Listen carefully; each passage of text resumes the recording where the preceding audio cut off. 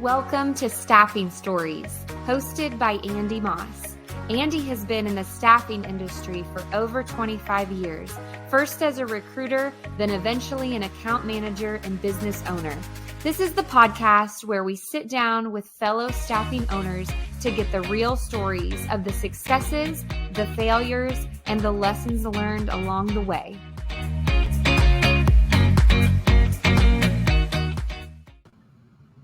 And hey, everybody, and welcome to the first episode of the Staffing Stories podcast. And today's guest is unique in that he's also the host. And so we thought that on this first episode here, we would get Andy's story and talk a little bit about why we wanted to start this podcast. So hey, Andy. Hey, how are you?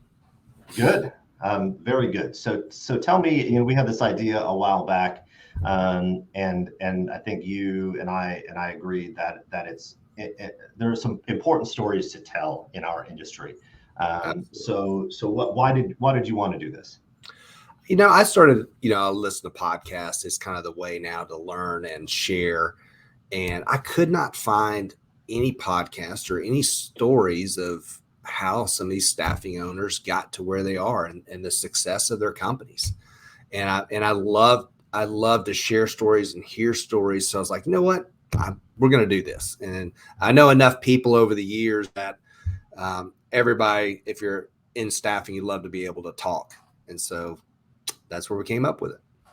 Yeah, it's one of those industries where I think the people and business owners in general, right? They're unique. You have to have something special, right, to start a business and to persevere through it. But the staffing industry in particular, I think you have to have a certain level of trust and perseverance to be able to even want to get into this industry. So many people burn out of it.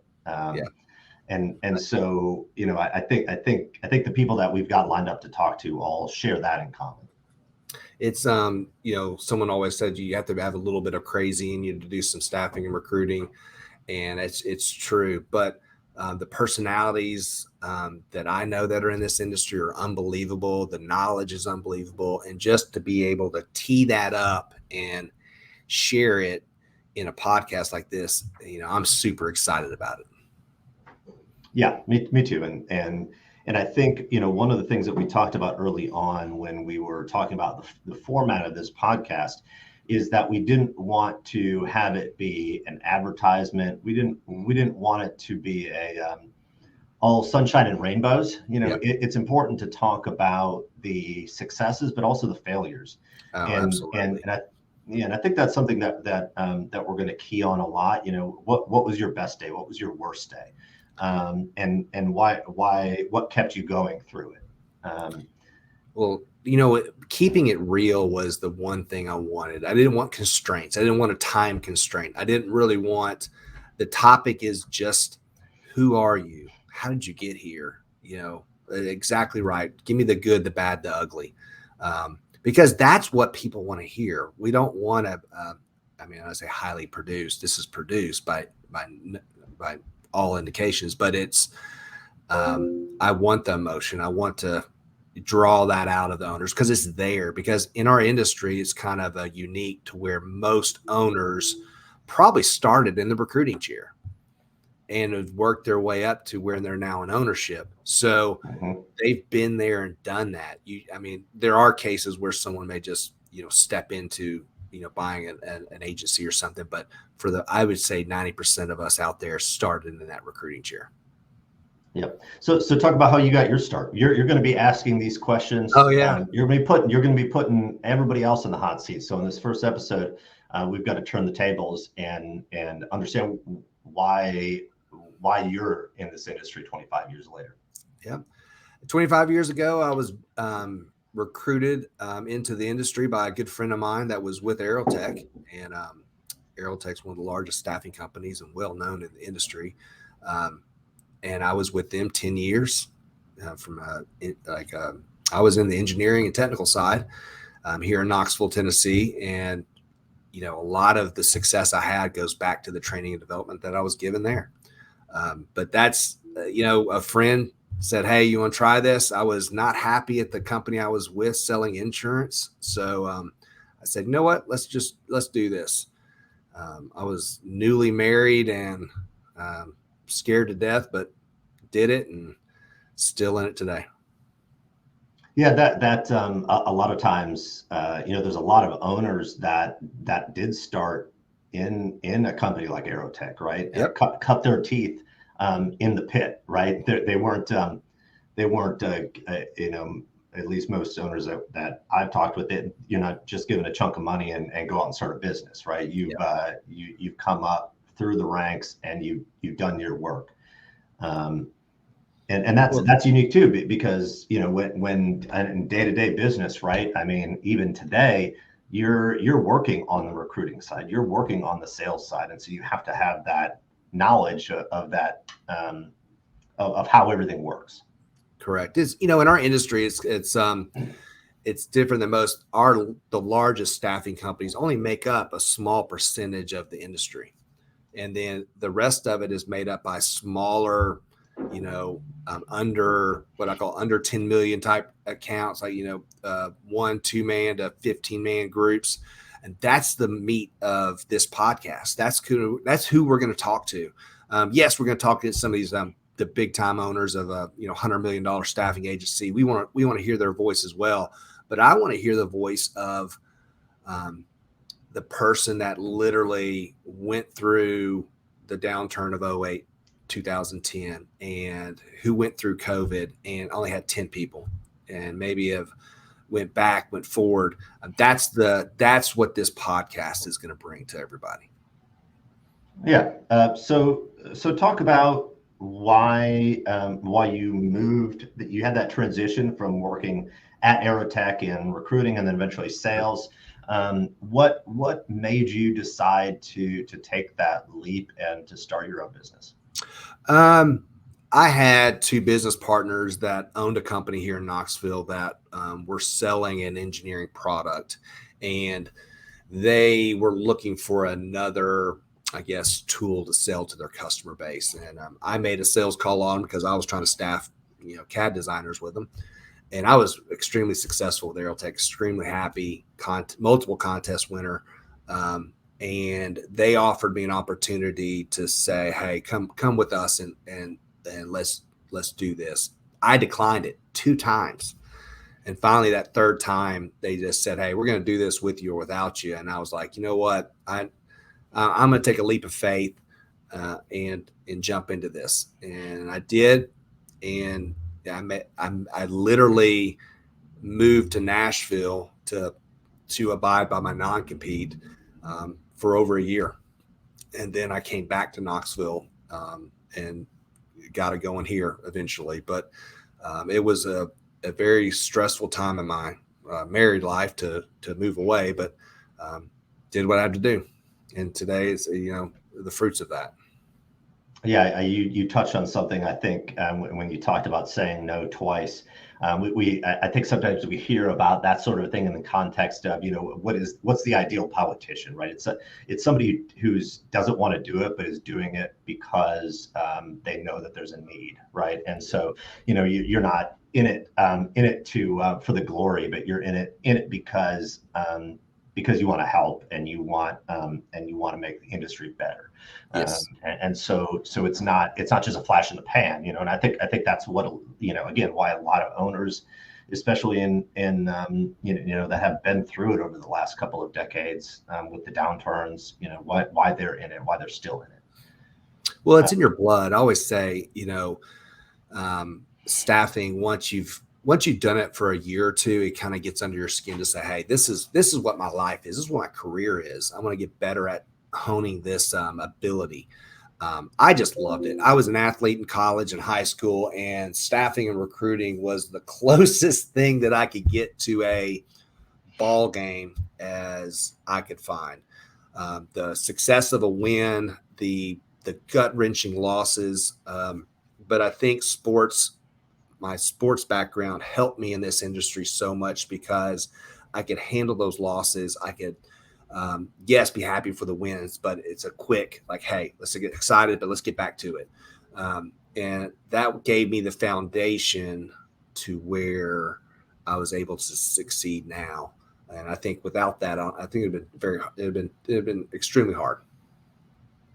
Yeah, and that's something that I know you look for even today when hiring is people that have, are athletes, right? Especially collegiate athletes. They've got that never give up, right? Don't quit. I to this day, one of the most successful individuals we've had at our company was a ballerina.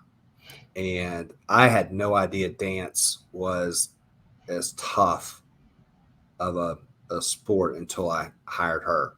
And I played baseball and football, but I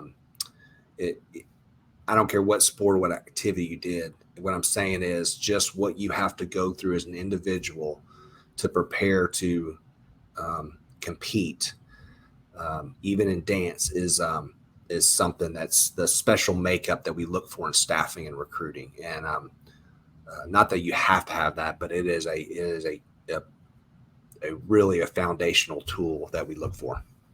Well, because chances are in your first, let's say 2 weeks as a new recruiter, you're going to get a pretty good letdown, right? You're going to get a back out. That's almost a rite of passage, right? So you have to be able to weather the storm. I say we're in a failing business. You're going to have more failures than successes, and it's again how you handle that. But what a great time to be in staffing and recruiting these days. The market is, very diminished with talent. And so you have to use agencies like mine as others. And to hear the stories from the recruiter, the pits these days is just like, man, that's different than it was when I was in there. They're dealing with economic conditions different than when I was. The tools are amazing they have their hands on these days. The applicant tracking systems to all the add-ons. It's a fun time to be in the staffing and recruiting world. And I wish I came from an area where we had a phone book and a pager and a real hard set phone. Now we're getting into texting. We're getting into automations. It's fun. Yeah, you really have to be agile, right? You can't stay stuck, or else you're going to be left behind. And that's probably not unique in industries, but candidates and clients too. They're looking for you to offer them something different. Yeah, we're going through a time in our industry where it's generational. Like when I started with Aerotech, my son was born when I was at Aerotech. He's now 20. He's now coming into the working world. Like literally he could work for me. So you're talking about we are passing this torch on to our children, and you have to be able to adapt to how people communicate now than what they did before. And as a business owner, that's why I was really wanting to hear stories from other businesses. Like, how have you adapted? How have you made that transition to where you were using a phone book to now you're using Zoom info or something? I mean, it's just, to be able to hear that in this podcast is going to be so fun for me to be able to do it. And then to hear the how-tos and pass that on.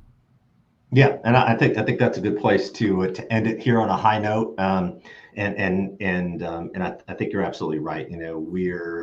You're keen, and I know our guests are, to share what they've learned and maybe some unique challenges that they've had. That it's one of those things. I think we're going to find that the challenges, everybody's gone through something. That what you're going through, somebody else out there has gone through it. Yeah. And I think that's what we can learn from it, and hopefully build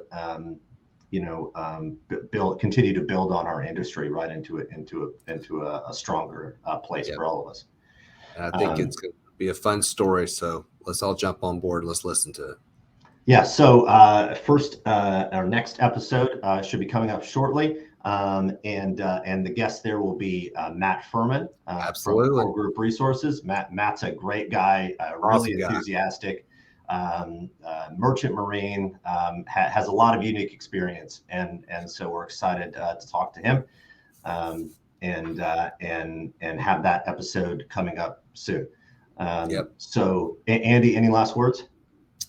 No, excited to have Matt on. I've got a list of individuals that are like, absolutely, let's do this. So it's going to be fun. Excited.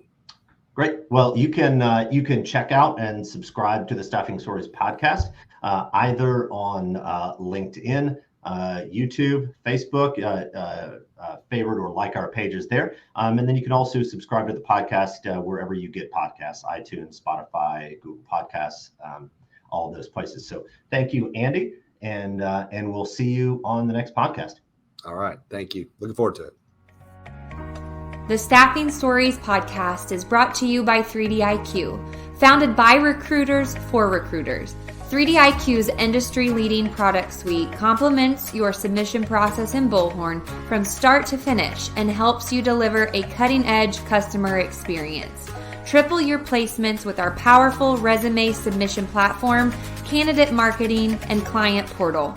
Visit 3diq.com/stories to learn more.